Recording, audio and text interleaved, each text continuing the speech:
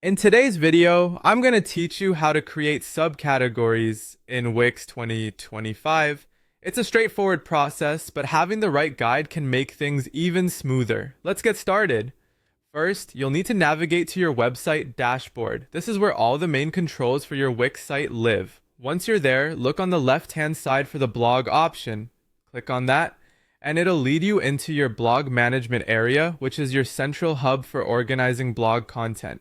Next, you'll want to select the Categories tab. It's usually found easily in the blog section.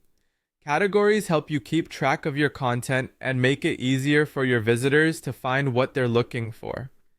Think of categories as the main sections of a newspaper: sports, news, lifestyle.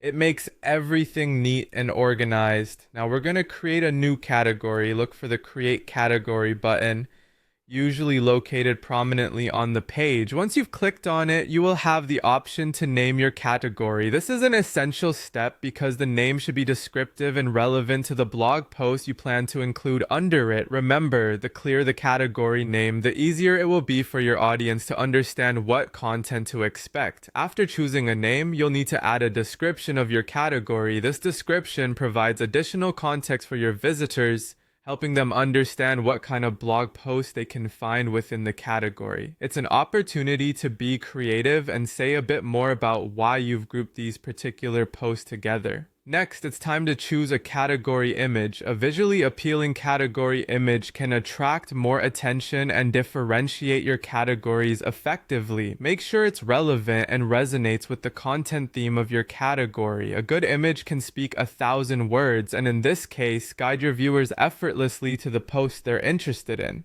Then, you'll have the option to edit the URL slug.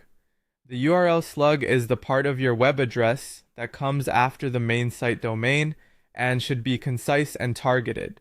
It's also best practice to include keywords that make it easier for search engines to find your category. Once all the details are in place, don't forget to save your changes. You'll typically find the Save button near the bottom or top corner of the page.